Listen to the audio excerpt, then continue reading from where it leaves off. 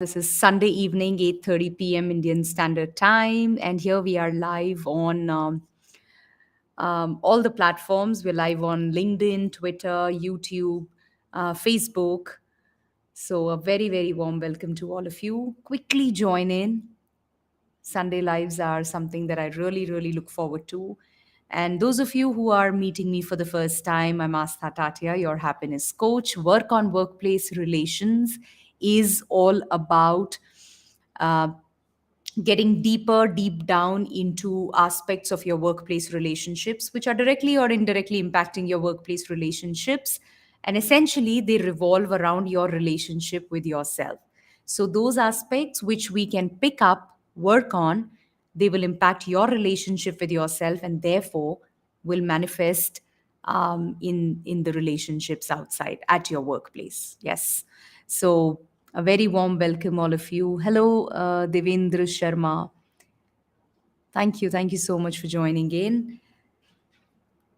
Great. So let's just get started. And today we want to talk about something which is, as always, very very fundamental. Yeah.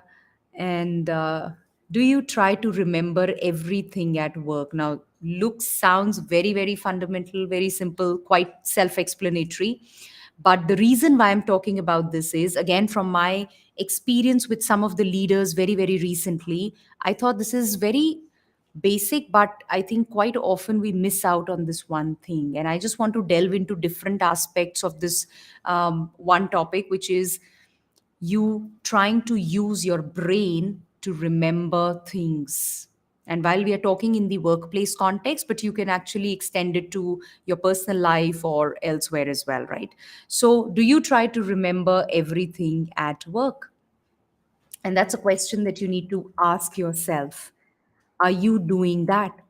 Now, the context is whether you are, whether it is something as simple as your daily tasks. So, are you really going about trying to remember your daily tasks, everything that you need to do at work, and you feel all jumbled up, struggling to remember, missing out on your to dos? So, something as basic as that, like how it can't get any more basic, and yet we miss out on this. And this is coming from my experience with a leader. We were in a session, and the biggest challenge that he felt was that he was all over the place, all the things that he needed to handle. And when he was in the meetings with his colleagues or his seniors, he would feel all messed up because there was no tracking system, because he was trying to remember everything.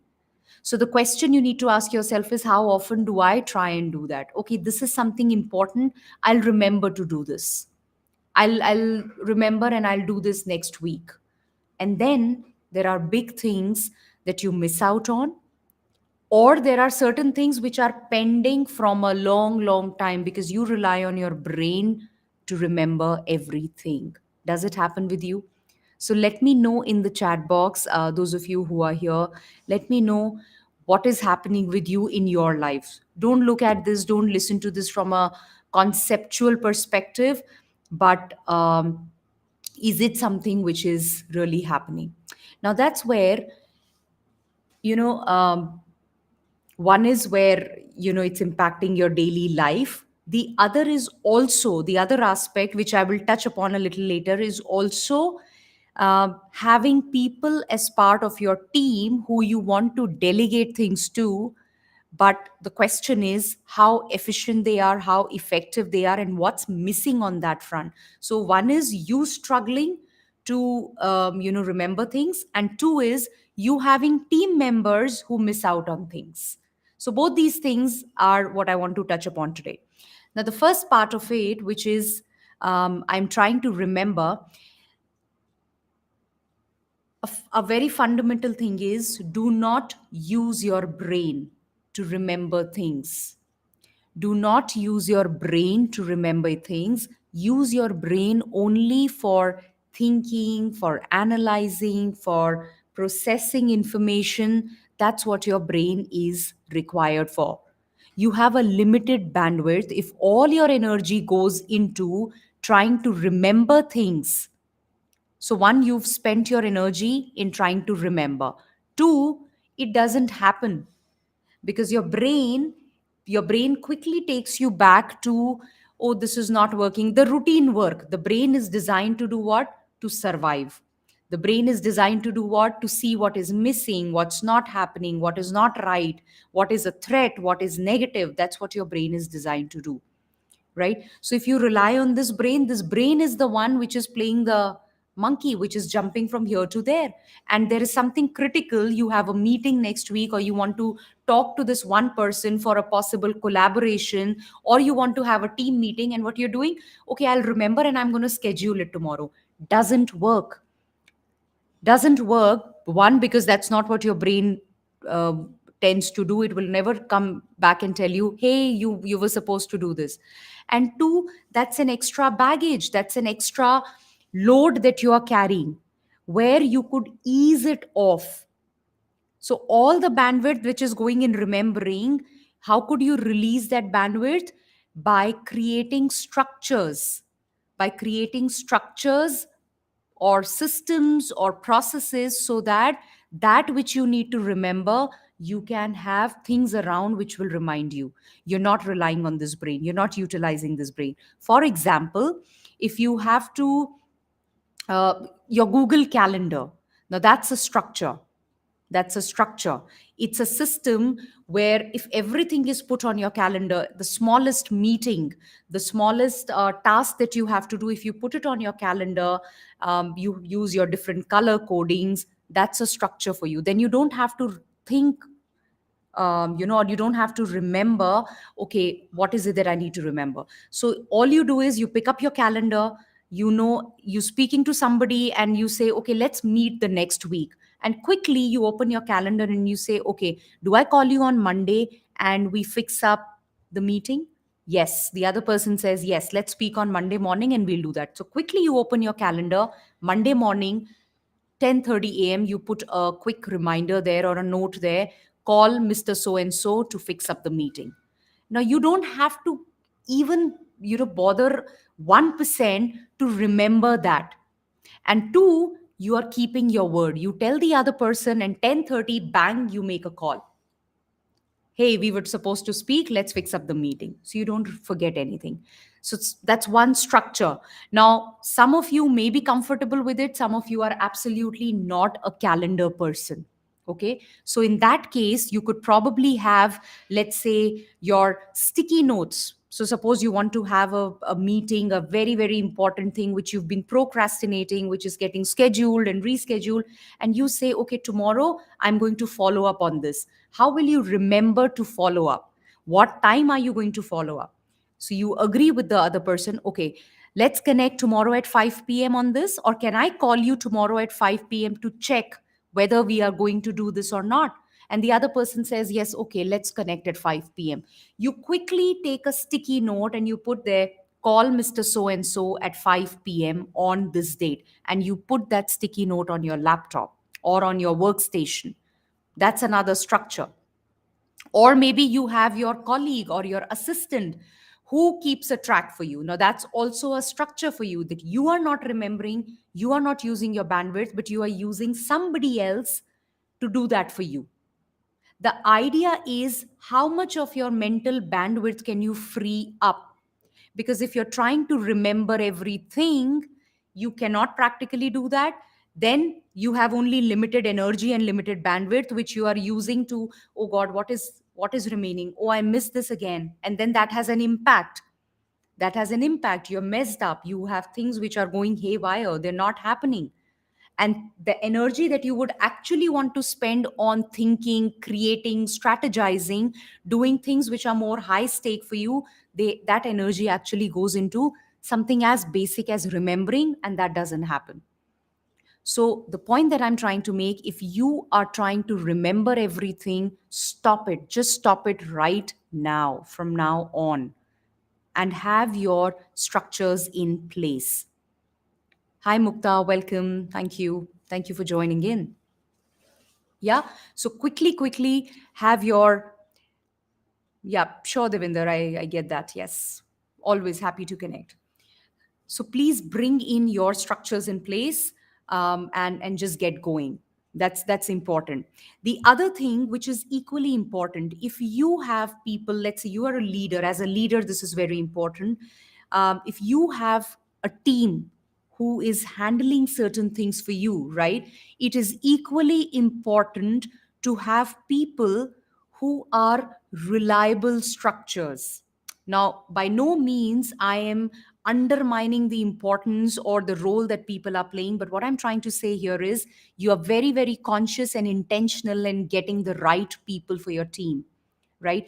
Whether you are an entrepreneur or you are a corporate professional, and as a leader in whatever capacity that you are, it is important to get the right people. It is important to understand that while there is somebody who's 70% amazing, doing great work, but 30% is messed up, or 90% doing good, but 10% is messed up. Either you address that 10%, 20%, 30%, which means you prioritize addressing that. You sit down with that person and you manage and you see what is missing and you provide that. You help the person cover up that 10, 20, 30%, because understand that 30% is not something you should put up with. That takes up your energy, that drains you of your energy. You don't realize. Look into your lives where you have people who are doing good 60%, 70%, 80%, and you think, okay, at least 70% to acha hai. Let me manage that 20%. Really? Do you want to spend up that 20% of your energy? Is there any harm? Well, practically, you may say not a bad ratio. 80% theek hai, 70% theek hai, but please understand, when you are looking at, depends on what is it that you want to create. If what you want to create, if what the success that you're defining, the aspirations that you have, where do you want to reach, if that is what you are aspiring for, then you, that 20% does not serve you. Please get that straight. It doesn't serve you. And the energy that you spend in that 20% is not worth it. It's very, very valuable. So as a leader, when you're growing, right, and you want to be the better version, better version, better version of yourself as a leader also, then you need to be very mindful of where my energy is going, where my mental bandwidth is going. And that's where I bring the first aspect again, which is, am I spending my mental bandwidth in remembering things? And two, am I putting up with people who are the 20% of there which is not working eats up my energy? And do I want that?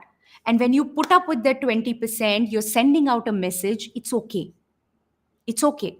So please work on that 20%, spend time on that 20%, and if you feel it's not working out, then you don't need to put up with that 20% also, with that 10% also. That's a call that you need to take, right? So the point that I'm trying to make here, and as I speak, please look into your lives, do share with me here in the chat box what is happening in your life. Are you somewhere, are you able to see that, yes, I'm spending a lot of my energy trying to remember things, I'm spending a lot of my bandwidth managing people who are not reliable structures for me. Structure is basically a system outside of you which helps you get take actions, which helps you um, accomplish those to dos, which helps you accomplish those higher goals and whatever those little milestones are. So, do I have my structures in place? And if your structures are missing, which could be in the form of people, your team members, or they could be other materialistic things, which is your post it, sticky notes that you're putting there, your Google Calendar, or your the home screen of your laptop or your screensaver on your mobile phone where you have things put up which will remind you of this needs to be done, this is priority. A poster right in front of your the wall where you sit and you work, and that has the commitment out there, that has the vision that you've laid down. You constantly need to feed it here.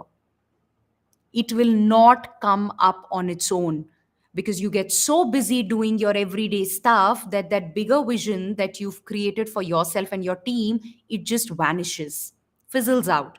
So you have to have it right there in front of you, and you need to recast it, not just for yourself, for your team. So the huddles that you have, the meetings that you have, the team meetings that you have, are you kind of reinforcing them, that vision? Are you recasting it for your team? Right?